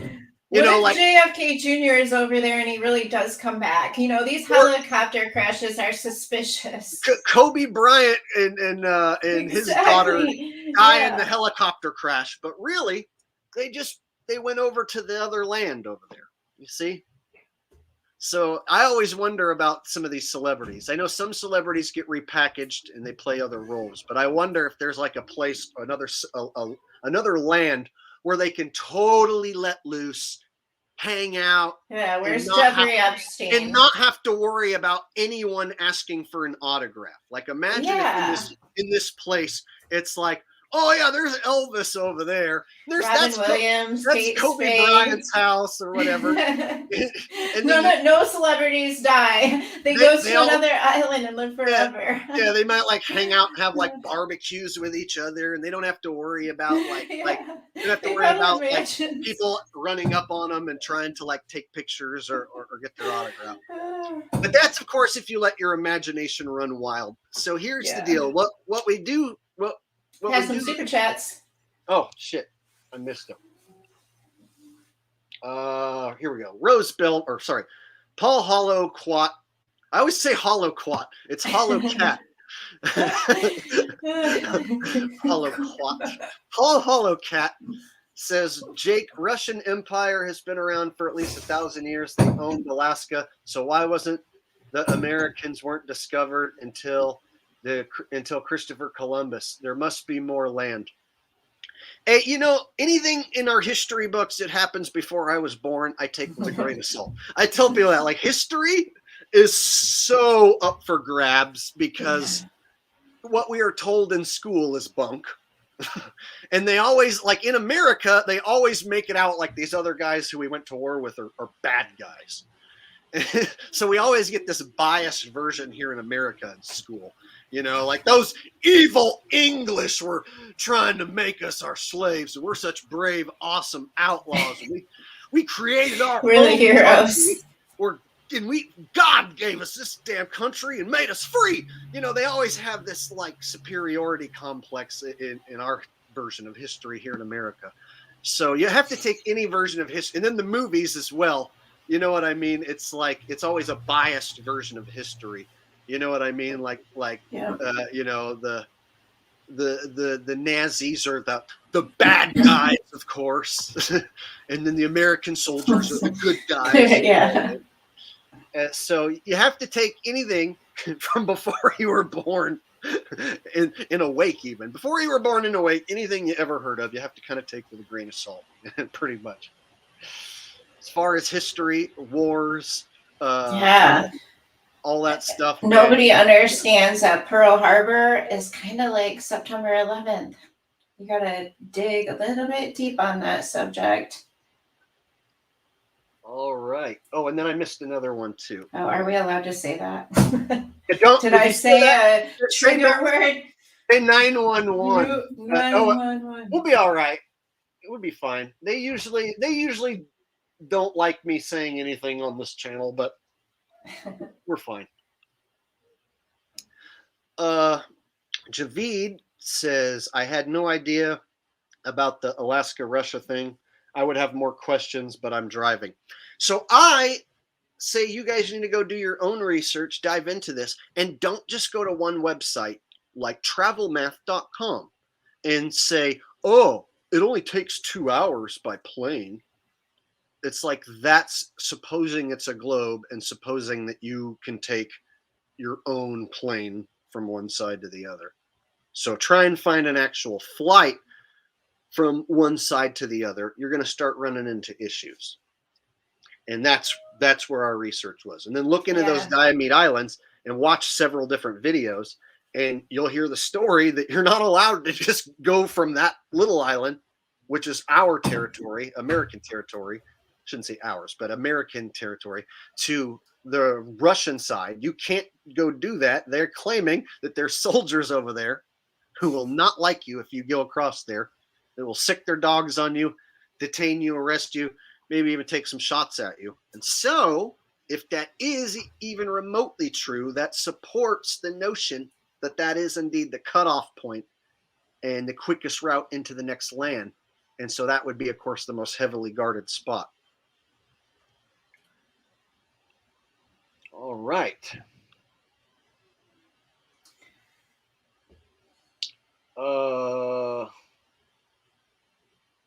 Let's see. Lucas DeBroke says, this is important. It is important. This is like a new flat earth discovery for me that in my AE map days, I would have never thought of. And then I gave up the subject for a while, and I pretty much just said, you know what? I'm not ever going to be able to figure it out because I'm just one guy. I'm stuck. I'm like a animal who's caged in. I don't have my own ship. I don't have my own jet. I don't have my own crew or team. You know, I don't have a big budget. So everything that you would really need, I don't have, you know, and none of us do. Who does? But the I got military. super obsessed with it. I'm like, I'm figuring this out. I couldn't stop. I looked at it every single day. People got sick of hearing about the map. I kept posting about the map. Got kicked out of all the groups. Oh, if you posted anything like this in 2017 in a flat Earth group, they would immediately call you a shill and say that you're pushing disinfo, and they would boot you out. And not one of them will go look at the international dateline and poke around. Yeah, no one would talk to me about it. I was even in group chats and I got kicked out. AE mappers don't bring up anything about the dateline being a They have an answer for everything. Allegedly, Dave said that one of Admiral Byrd's missions flew beyond Antarctica with others and returned with less. He thinks they crashed into the dome. What do you guys think? Anybody named Admiral or Captain? We don't trust. Anyone tied back Admiral to the government and they're given a rank like Captain or Admiral and they're allowed to have their own military style ship or whatever? I take their I'm not going to say it's completely wrong. I take it with a grain of salt, definitely. So any story that I hear like that is kind of like, yeah, but that guy's tied back to the establishment, so that could all be bunk. So always be skeptical of any story that you hear. Or anything that goes mainstream. Yeah. But then also try and think that maybe there is some truth, so you know, to what they're saying. So am I going to throw the Eskimos out and say those Eskimos are lying? There's no way there's Russian soldiers. No, but am I also going to take them as total 100% there's Russian soldiers and they'll shoot at me if I go there? No, I don't know that either. But I am a little worried that if I did try, that something bad could happen to me.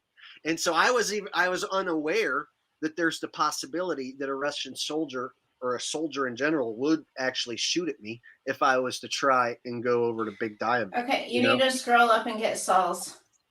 Oh, I missed one from Saul. Yeah. I always miss one from Saul as I'm talking.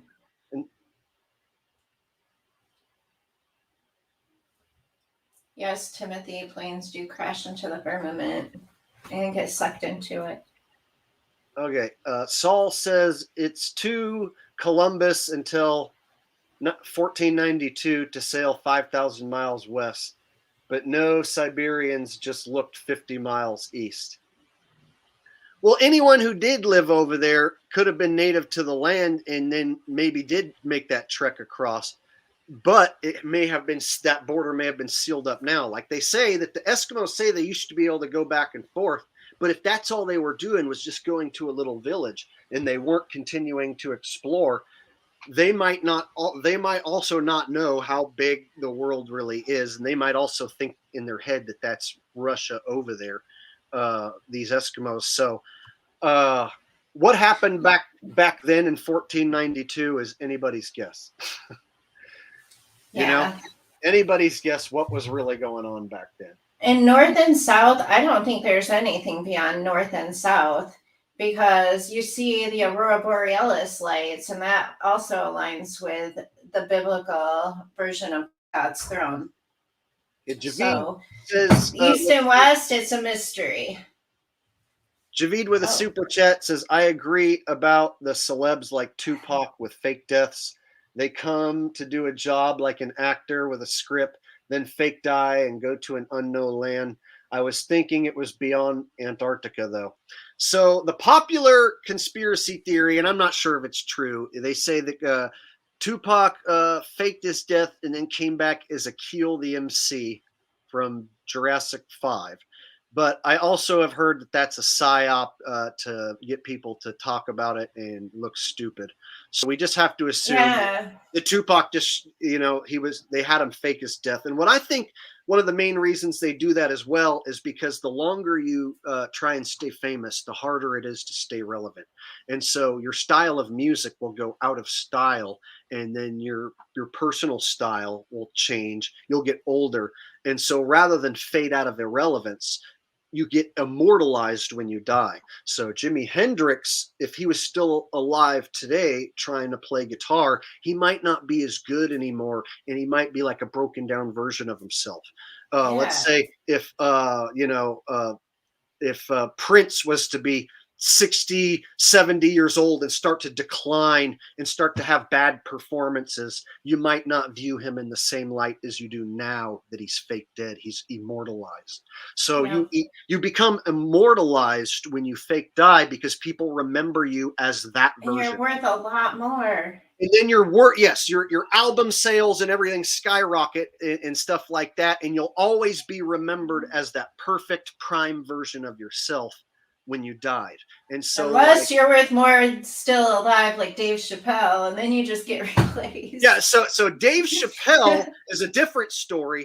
He wasn't going along with the program. Yeah. He was starting to talk about the program. And so I think they got rid of him. I personally think he's dead and gone. And what I think he sold his soul. I think he sold his soul when he did his first batch of movies. So he has worn the dress. He wore a dress in Robin Hood Men in Tights 2.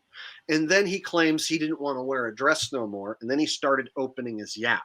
So I think that I personally think if you sell your soul and you're part of the Hollywood cabal and you're in the limelight making movies, and then you start opening your mouth, that part of the deal of you being famous is that if you don't go along with the plan, they can legally and basically just get rid of you without any consequence to their own God who they worship. I don't think they're allowed to kill people like me or Shay, for instance, for saying these things. But I do think if you're part of their Hollywood cabal and you have sold your soul to them and they make you famous and then you come out and start running your mouth, that they can basically disembowel you in a secret ritual and basically be like, well, that's what happens if you sell your soul and then you go against us. Now, can I prove any of that? No. But I personally think that certain guys like Dave Chappelle, he was a popular person to the point where he could control a large portion of the Black community with his words.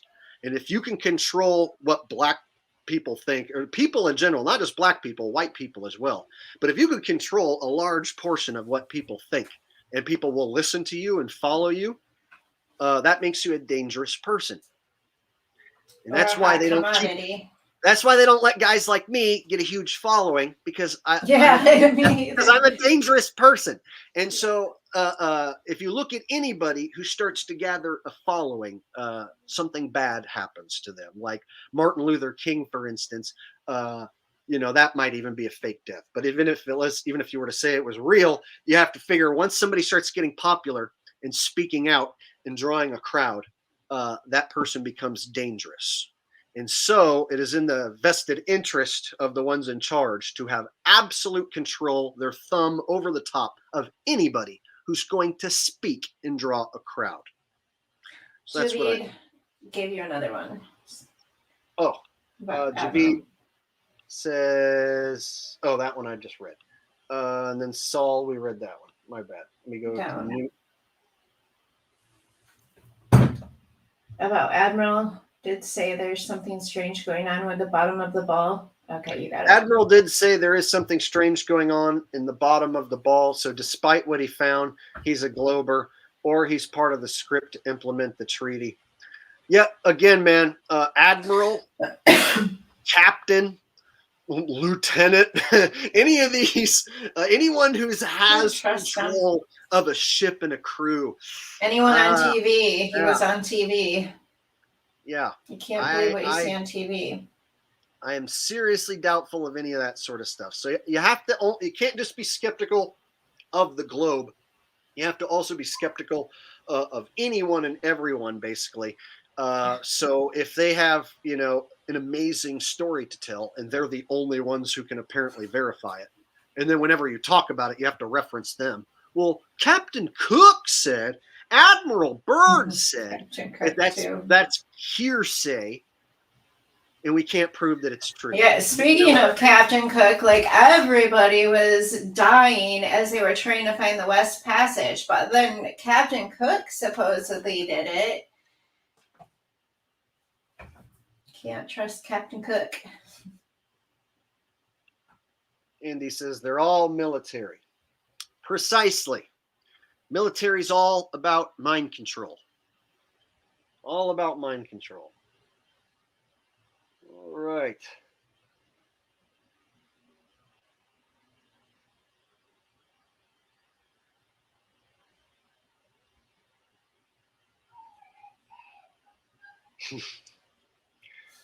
All right, guys. So anyone else has anything more to add here?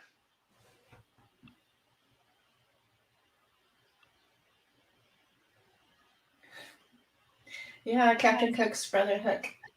Iron FE says false flags are fun and exciting. He's spelled wrong, but okay, I think I'm going to show it.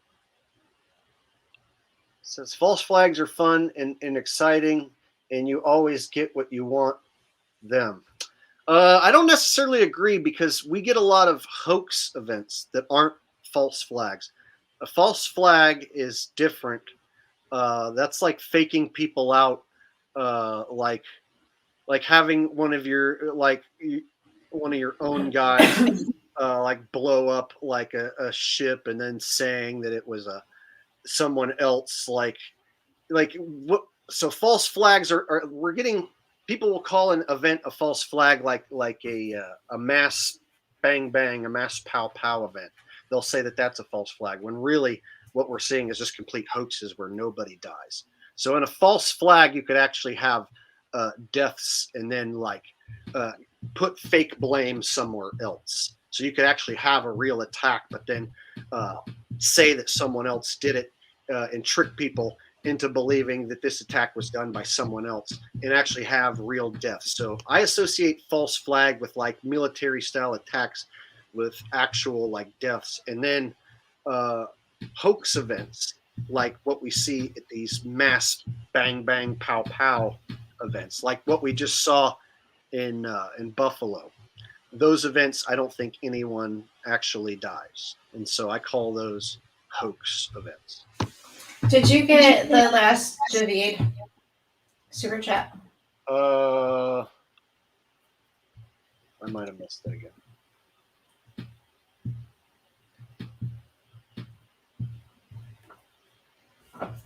Oop, that's not what I meant to do. Up a little bit.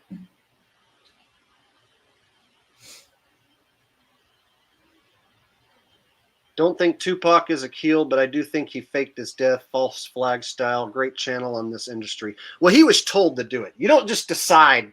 You don't just willy-nilly on your own get to do that. He was told to do that. He's definitely handled.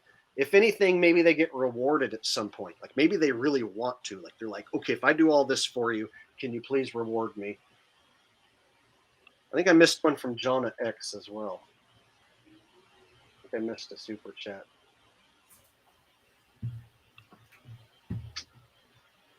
Did I miss one? I didn't see another one. Javid sent. I did. No, I did. I missed one from Jonna. Okay. Ah. Sorry, Jonna. I don't want to miss anyone. Sometimes I get carried away talking and one will slip on by. I hate missing super chats. So Rose Bellman says, thank you for this afternoon stream. I learned a lot of interesting things. Thank you, Jake and Shay. So thank you, Jonna, for the donation. And thanks, Rose. So Rose and Jonna both discovered my channel, I think about 5-6 months ago or so. And they have been tuning into almost every stream, and they're very generous. They donate almost every stream. And so they're very nice. And they even wanted me to come do a private party where I perform some music and stand-up comedy. And so, yeah. And so it's cool when you're on YouTube and you're able to reach new people who actually appreciate the content. So thank you, Jonna, and thank you, Rose, for being here. Glad you guys made it. Glad everybody made it. Hope you guys have enjoyed this stream and at least learned something new. Even if you don't completely think that map or model is right, you don't agree, I suggest you do your own research. Don't just stop at the circle map and believe that your excuses solve everything, because they don't. And don't just stop at this map or model. Try and figure out the deal with the perimeter around us. And, ask questions. And how far you really can go. Like, how far can you freely travel without being tied back to like what airport you came in? Because if you do get in a plane and go somewhere else, then you end up at their airport. Then you there's this record of you going there, and so you're going to have to get permission and get a passport and go through all this rigmarole. So what can you do without getting permission, for instance? Like if you just wanted to go exploring, like how far can you personally go before you run into trouble, and who's going to be there waiting for you? And in this scenario, if you go west of Alaska, hit Big Diomede or the land that could be thereafter, you hit Russian soldiers. And that's what we learned today. And they hate us. And they don't want us coming in from that direction. You have to go in through the Moscow direction, and you have to have special permission. Okay. Yep. All right. All right. Thanks, guys. We've been going about 2 hours here. We're going to go ahead and wrap this thing up. And my next guest is going to be FPV Angel. I'll let you guys know the exact date, but that's later this week or next weekend or possibly the week after. But whenever we get our date confirmed with FPV Angel, I'm going to have them on, and I'm going to let them have the floor. And hopefully we can figure out some more research and information together and get to some real damn flat earth research. No more of this AE map shill bullshit. This is where we're going to do some real flat earth research. This is a real flat earth think tank.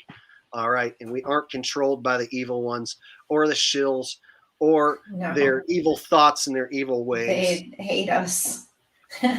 So I suspect that they will try to send their trolls and poo-poo on whatever is shown from you or FPV Angel or anyone that says that the Earth is anything other than a circle. So I do expect there to be a level of backlash, but we're going to try to ignore that and not get into a war with these people and keep it more focused. Keep it more focused on the information and present the information at hand. And so I'll go ahead and sign off here. This is Jake the Asshole and Shay, and that was Shay's flat earth presentation. You did good. This is thank you. I'm nervous. So if you guys want to subscribe to Shay's channel, Thanks, I can go ahead and post a link right here in chat.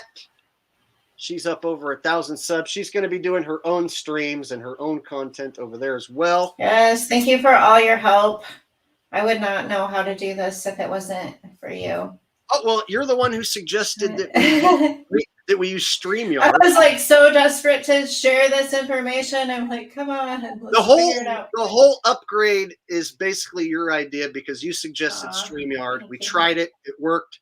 And now my streams are like so much better than they used to be that I can present all this shit. So, we got one more super chat coming in before we end. Jonna X says, I almost forgot Rusty Meat Fun. Oh, let's make an appearance real quick. Come on, Rusty. Wake up. He's totally asleep. It's totally woke him up. Here he is. There he is. There's Hoosties. He's so cute. Rusty, His nose. you got $20 for your meat fund, Rusty. Ooh, we're gonna have to get him a steak. Rusty's gonna eat a steak because he got $20 in his meat fund. What kind of steak do you want, Rusty? You want a T-bone so you can chew on the bone afterwards? All right, Rusty, thanks you for the super chat. Thank you, Jonna. Rusty will definitely get a treat for that one. I actually cooked him up a bunch of ground beef, so he just ate a big bowl of ground beef. But I can give him a little more.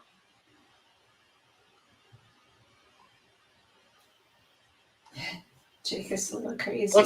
Want some ground beef, Rusty? Here.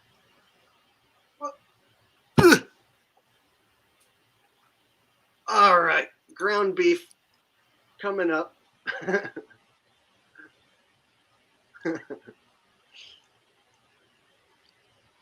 you go. All right. So there's a Rusty appearance for everyone before we head out.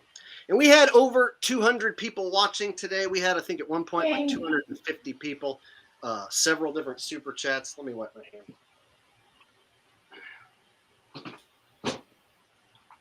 So, yeah, we had probably 250 people at one point. Several super chats coming in. Lots of people being generous today, and I appreciate that, you guys. It really does help so that we can continuously upgrade our stream. I'll be buying headphones and microphone shit and all that. And we're going to continuously try and improve our quality here. And I'm going to have Shay on as a guest semi-regularly. I'm also going to do my own streams, and I'm also going to have other people on as guests as well. And so I look forward to having other guests. And we can have up to 10 guests on this platform here with this plan that I bought. So we can have multiple guests, and so I look forward to having several different people on at once, even, and having think tanks in the future where we can all discuss ideas. So we will save some research for next time, and we'll maybe dive into the dateline and do a special just only on the dateline maybe next time after I have FPV Angel on. All right. So until next time, guys, this is Jake the Asshole and Shay signing out. You guys take care, and we'll see you later. Bye.